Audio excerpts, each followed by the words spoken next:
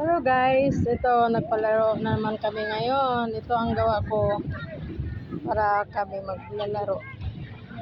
Ayan, inumpisahan ko na ang gawa ko mga guys. Ito ang tagapala. Di ba? Tara. Pusin na natin to. Sige. Pagpatuloy mo lang yan.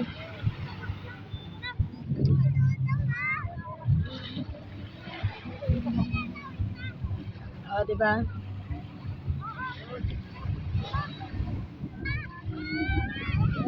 Ano mo lang sa ano ba sa guhit para pag may maglalaro, pag malaglag sila, talo na yon.